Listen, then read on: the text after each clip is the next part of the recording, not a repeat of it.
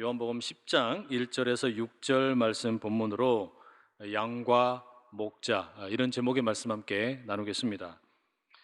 여러분, 우리가 흔히 하는 이야기로 부부가 함께 오래 살면 서로 닮는다, 그런 이야기를 나누곤 하죠.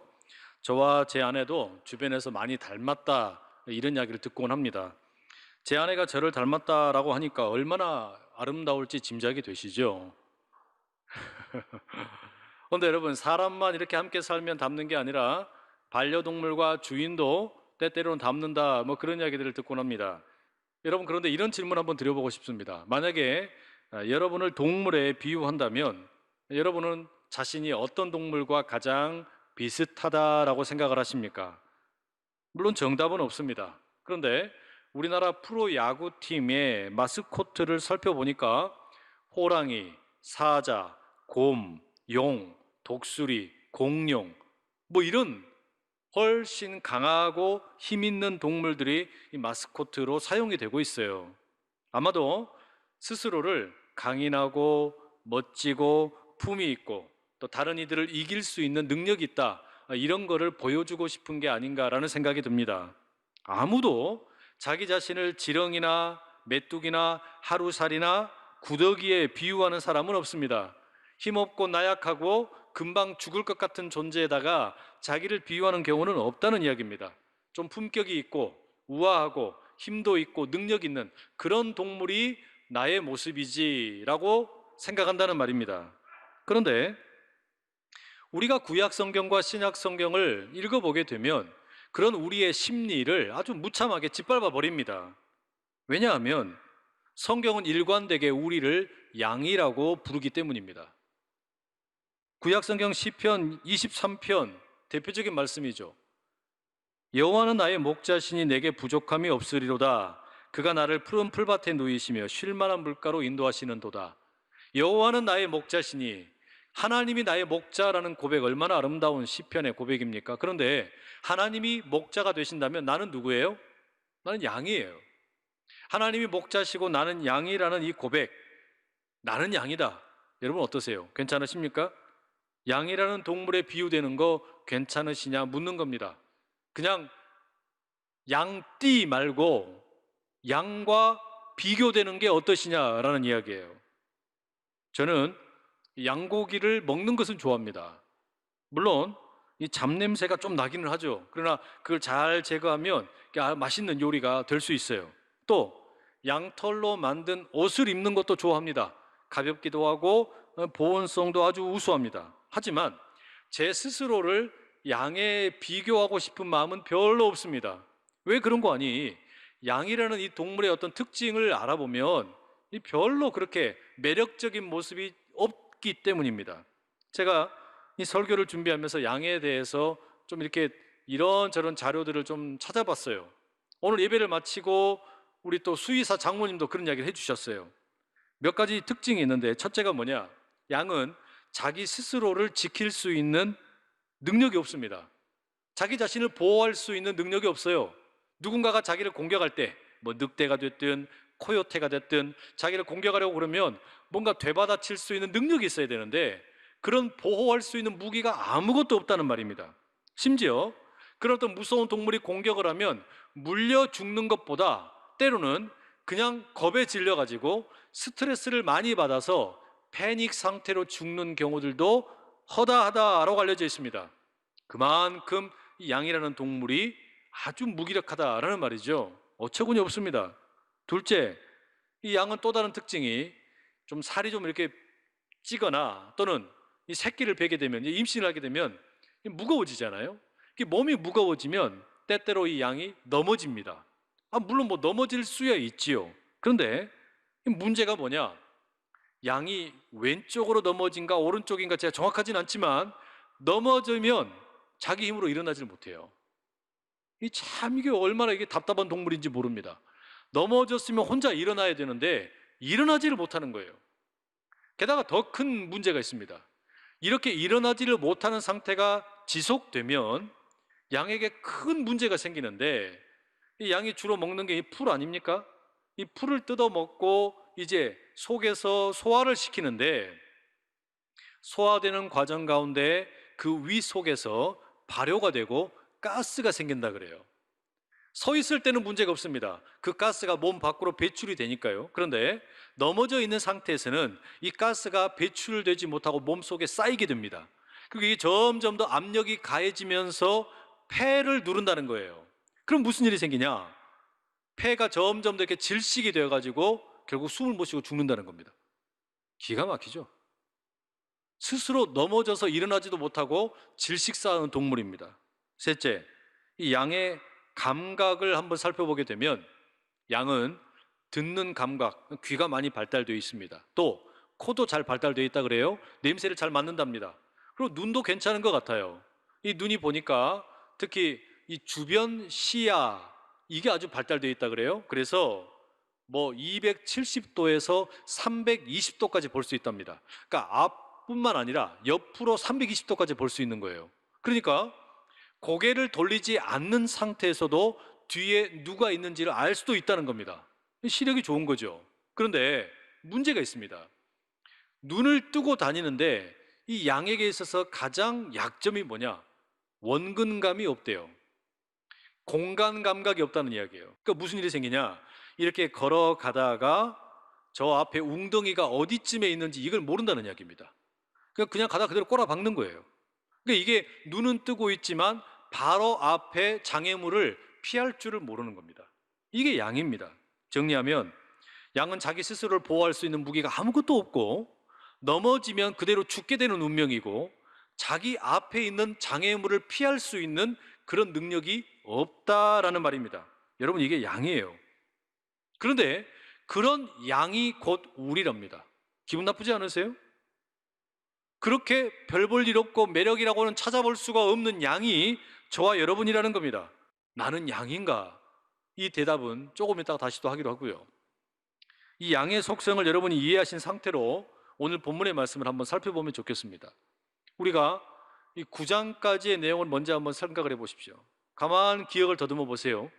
예수님께서 길을 가시다가 태어날 때부터 앞을 보지 못하는 이 장애인을 만나셨습니다. 그와 함께 멋지게 춤 한 판 추셨죠.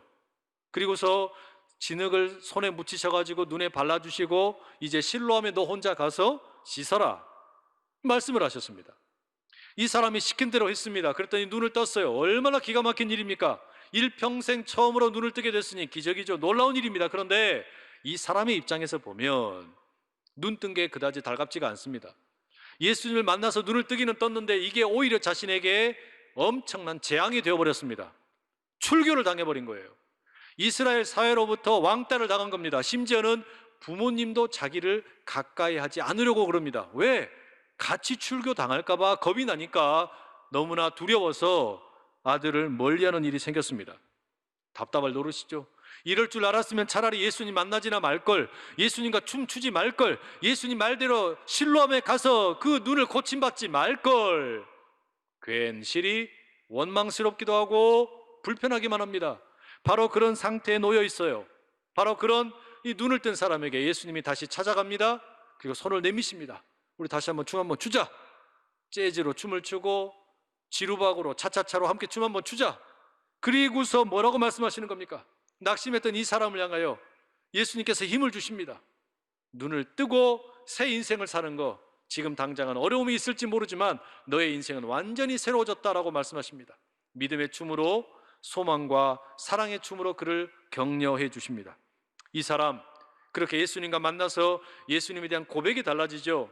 예수님이 그냥 사람이 아니라는 것을, 예수님이 그냥 선지자가 아니라는 것을, 예수님이 그냥 하나님으로부터 보냄받은 자가 아니라 예수님이 곧 하나님이시라는 것을 깨달아 알게 됩니다. 그 깨달음과 함께 예수님 앞에 엎드려 절을 하게 되죠. 예배를 드리는 겁니다. 달리 말하면 하나님과 예수님이 하나이시라는 것을 깨닫게 되었습니다. 그런데 예수님과 이 눈을 뜬 사람이 함께 춤을 추고 나누는 이 대화를 바리새인들이 보고 있다가 화를 냅니다.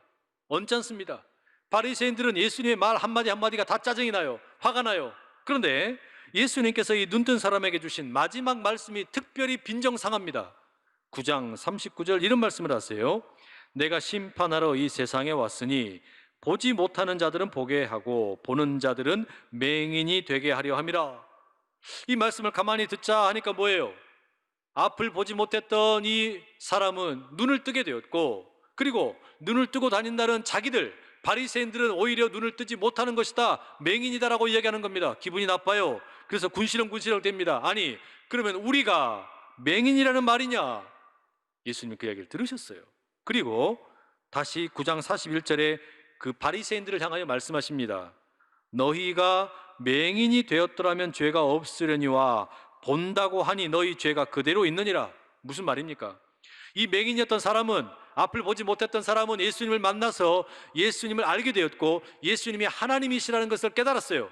그러나 바리새인들은 눈을 뜨고 있으나, 그리고 예수님이 행하시는 기적을 다 보았으면서도 사람을 살리시기도 하고 배고픈 자들을 먹이시기도 하고 상한 마음을 위로하기도 하시는 예수님을 다 보았으면서도 그 예수님을 믿지를 않는 겁니다. 그러니 너희들은 눈뜬 봉사다, 예수님이 그 말씀하시는 겁니다. 그리고 나서 예수님께서 이어지는 말씀을 하시는 게 오늘 본문이에요. 오늘 본문의 말씀은 양과 목자에 대한 이야기를 들려주십니다. 목자와 그 양떼, 양의 우리, 문지기, 도둑놈, 뭐 이런 등장인물들이 나옵니다.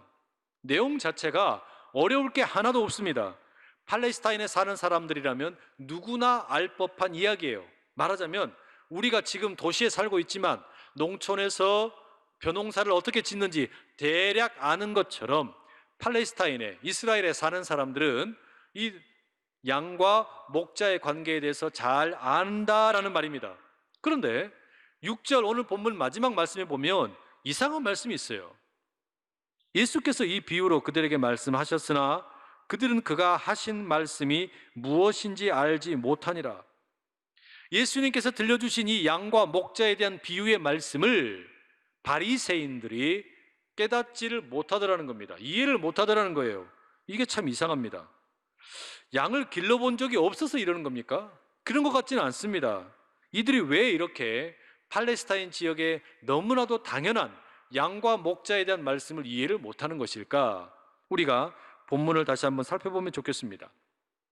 이 본문 1절에 보면 양의 우리, 또 양들의 출입문에 대한 이야기가 소개가 되고 있습니다.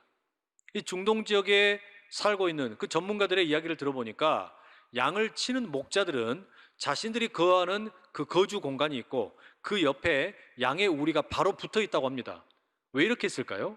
아마도 양떼 가운데 혹시라도 무슨 일이 있으면 신속하게 뭔가를 해야 되기 때문에 자신들이 살고 있는 집 옆에다가 우리를 만들어 놓는 것이겠죠. 그런 문제의 대표적인 경우가 뭐냐? 1절에 나오는 절도나 강도입니다. 근데 이 절도나 강도는 양들이 드나드는 출입문으로 다니는 게 아니라 몰래 다른 쪽으로 와가지고 양을 물어가기도 하고 잡아가기도 하고 이렇게 하겠죠. 그래서 그 양떼를 도둑질하는, 또는 양들을 잡아먹으려고 하는 이 맹수들은 양의 문으로 다니는 게 아니라 다른 데로 넘어다닙니다. 그런데 3절에 보니까 문지기가 있다고 말을 해요. 여러분, 문지기는 누굴까요? 짐작하건대 이 목자가 양을 키울 때 혼자서 키울 수 있는 어떤 양의 어떤 그 규모가 정해져 있을 거 아닙니까? 너무 많아지면 혼자 못 키웁니다. 그러니까 양들을 키우는데 이제 일꾼을 고용하게 됩니다. 바로 그런 어떤 일꾼을 가리키는 것이죠. 그래서 이것을 흔히 부목자라고 부릅니다. 영어 성경에는 그러니까 셰퍼드, 목자가 있고 이런 부목자를 가리켜서 언더 셰퍼드라고 이렇게 번역을 해놨어요. 그러니까는 그 목자의 명령을 따라서 목자가 지시하는 대로 양들을 돌보는 사람입니다. 이 사람이 지금 주로 하는 일이 뭐냐면 밤에 그 양의 우리의 양의 문을 지키는 겁니다. 들짐승들이 못 오도록, 그리고 도둑놈이 못 오도록 막고 서 있는 역할을 하는 것이죠. 자, 여러분, 양들의 입장에서는 어땠을까요? 양들은 사실 여러분 아주 매력이 없는 동물이에요. 별 볼 일이 없습니다. 힘도 하나도 없지, 지금 자기가 넘어지면 일어날 힘도 없지, 무슨 앞에 무슨 구덩이가 있어도 피할지도 모르지, 연약한 존재이기 때문에 아무것도 잘하는 게 없는데 딱 한 가지 잘하는 게 있습니다. 그게 뭐냐? 자기들의 목자의 음성을 듣는 겁니다. 이 양이 잘하는 게 그거 한 가지예요. 그렇기 때문에 오늘 5절에 보시면 이렇게 기록되어 있죠. 타인의 음성은 알지 못하는 고로 타인을 따르지 아니하고 도리어 도망하느니라. 이거 하나는 기가 막히게 잘하는 거예요. 양이 자기 목자가 이야기하는 것은 그대로 따라서 잘하는데, 목자가 아닌 다른 타인이, 낯선 사람이 이리 와라 이리 와라 부르면 어떻게 해요? 그리 안 간다는 이야기예요. 왜? 그리 가면 잡혀가서 어떻게 될지를 모르니까 이들이 할 수 있는 최고의 생존 전략이 뭐냐? 도망가는 겁니다. 타인이 부르면 도망가는 거예요. 이게 양이 할 수 있는 유일한 생존 전략입니다. 여러분, 이게 우리가 믿음의 조상이라고 부르는 아브라함이나 이삭이나 야곱, 그리고 시편을 많이 기록한 다윗의 모습입니다. 아브라함이나 이삭이나 야곱이나 다윗 모두가 다 목자였습니다. 양을 길렀어요. 그런데 이들이 이렇게 양을 기르면서 깨달은 바가 있습니다. 저 양, 매력이라고는 하나도 없고 힘도 하나도 없고 넘어지면 일어나지도 못하고 앞가림도 제대로 못하는 저 연약한 양을 가만히 보는데 깨닫는 바가 있는 겁니다. 그게 뭡니까? 아, 내가 양이구나, 내 인생이 양이구나라는 것을 깨닫게 되는 거예요. 목자가 없이는 한순간도 제대로 설 수 없는 저 양들처럼 내가 하나님 없이는 살 수 없는 연약한 인생이구나, 이걸 깨닫는 거예요. 여러분, 이것이 아브라함의 고백이고 이삭의 고백이고 야곱의 고백이고 그리고 다윗의 고백입니다. 그래서 다윗이 시편 23편에 뭐라고 고백합니까? 여호와는 나의 목자시니 내게 부족함이 없으리로다. 그가 나를 푸른 풀밭에 누이시며 쉴 만한 물가로 나를 인도하시는도다. 이 고백이 그냥 나온 게 아니에요. 양들을 쳐보니까, 양들을 길러보니까 내가 양이라는 것을 깨닫게 되고 하나님이 나의 목자이시라는 것을 비로소 고백하고 있는 겁니다.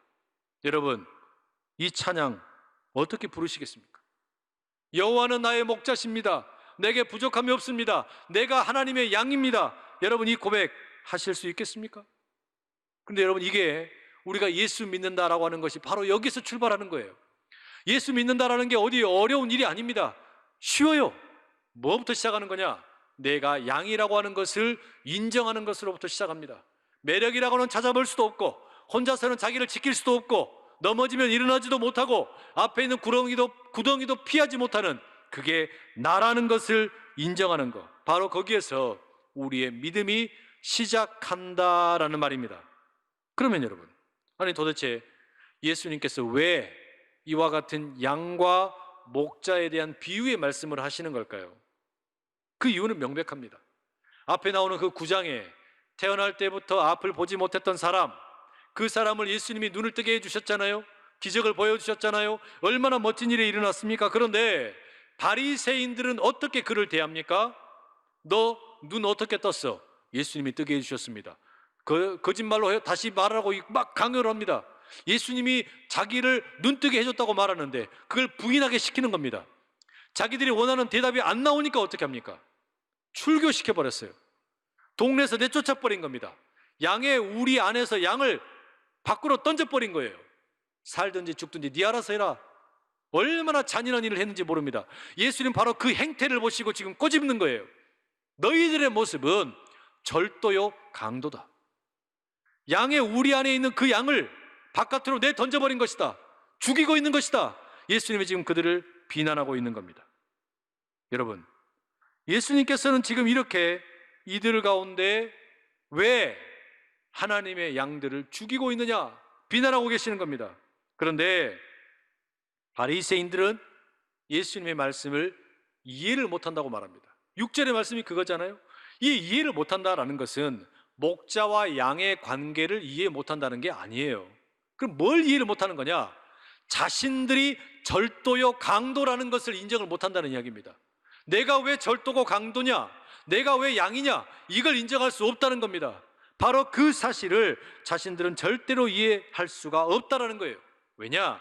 적어도 이스라엘 사회에서 이 바리새인들은 지도자입니다. 리더입니다.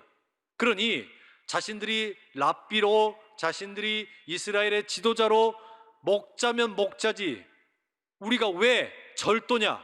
우리가 왜 강도냐? 이렇게 지금 항변하고 있는 것입니다. 이게 지금 여러분 바리새인들이 말하는 내용입니다. 바로 그런 바리새인들을 향한 예수님의 고발 어떻습니까? 너희들은 지금 하나님의 사람들을 오히려 죽이고 있는 것이다.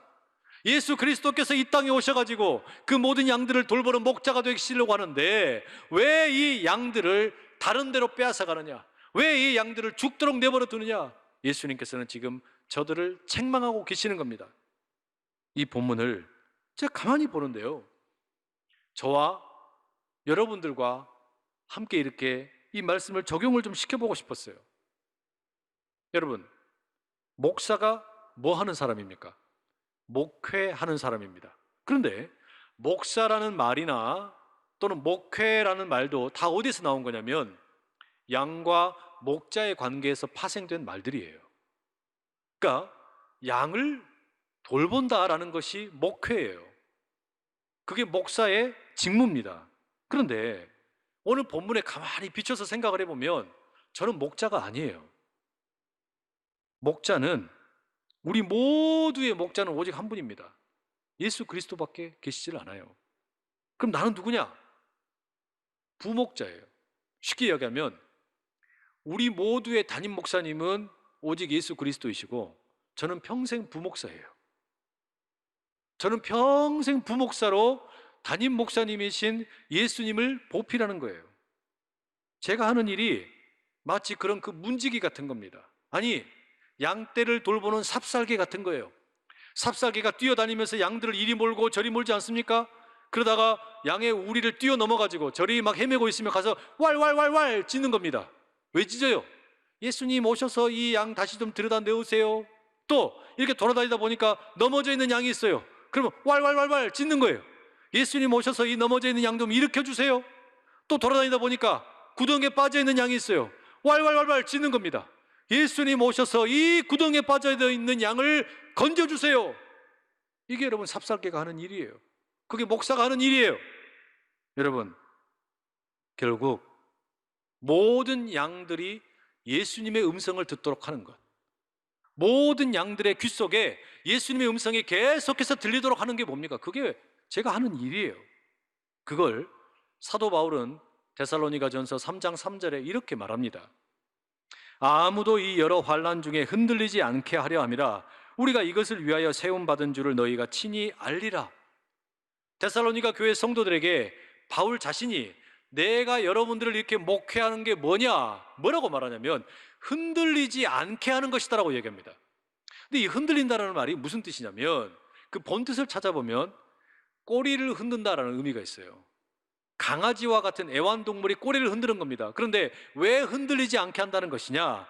그 속뜻은 뭐냐면, 여러분, 강아지가 주인의 말을 듣고 주인이 반가워서 꼬리를 흔드는 게 무슨 문제가 됩니까? 좋은 일이죠. 그런데 주인이 아닌 사람이, 낯선 사람이 어떤 나쁜 마음을 가지고 막 먹을 것을 줍니다. 그러면서 막 이렇게 막 이끄는 거죠. 근데 이 강아지가 그것도 모르고 그냥 계속 좋다고 꼬리를 흔들어요. 그래가지고 그 주인이 아니라 엉뚱한 사람 따라가면 어떻게 됩니까? 보신탕이 되는 거예요. 안 그렇습니까?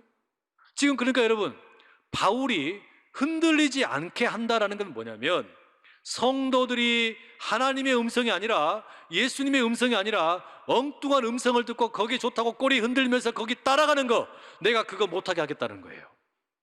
나는 그걸 못하게 하겠다는 겁니다. 달리 말하면 양들을 돌보는 삽살개처럼 이리 뛰고 저리 뛰면서 오직 예수 그리스도의 음성만 듣게 하겠다라는 겁니다.